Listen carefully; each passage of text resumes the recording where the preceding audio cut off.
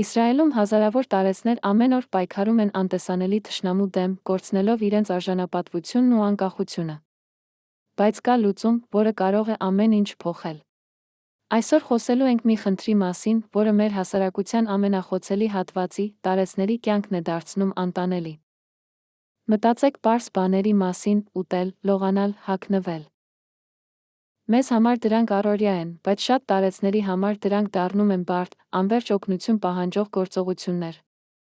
Սա ոչ միայն ֆիզիկական դժվարություն է, այլ ցավոտ հարված անձնական արժանապատվությանը, անկախության զգացմանը։ Եվ ահա այստեղ է բացվում մեր կյանքի դաժան իրականությունը։ Շատ տարեցներ ապրում են ցածր եկամուտներով, հաճախ հույս դնելով միայն հաշմանդամության նպաստների վրա։ Սա նշանակում է, որ այն առաջադեմ լուծումները, որոնք կարող են զգալիորեն բարելավել նրանց կյանքի որակը, ինչպես օրինակ թերապևտիկ ռոբոտները, մնում են անհասանելի մեծամասնության համար։ Եվ սա իսկական ամոթ է։ Որովհետև թերապևտիկ ռոբոտները շքեղություն չեն, դրանք կյանքը փոխող լուծումներ են։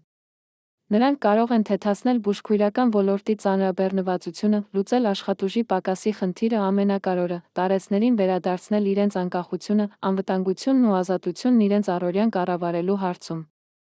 Սա տեխնոլոգիա է, որը մարդկանց վերադարձնում է արժանապատվորեն ապրելու հնարավորությունը։ Ժամանակն է փոխել մեր վերաբերմունքը։ Առաջադեմ թերապևտիկ լուծումները, հատկապես թերապևտիկ ռոբոտները, առողջապահական զամբյուղում ներառելը ոչ միայն ճիշտ սոցիալական քայլ է, այլ խելացի ներդրում է առողջապահական համակարգի ամբողջ հասարակության մեջ։ Այսպես մենք կարող ենք ապահովել, որ կյանքի որակը բարելավող տեխնոլոգիաները չլինեն միայն մի քանիսի արտոնությունը, այլ հասանելի լինեն բոլոր նրանց, ովքեր դրա կարիքն ունեն։ Որովհետև անկախությունը, արժանապատվությունը, կյանքի որակը շքեղություն չեն։ Դրանք հիմնարար իրավունքներ են։ Եթե այս թեման կարևոր է ձեզ համար, ապա դիտեք հաջորդ տեսանյութը։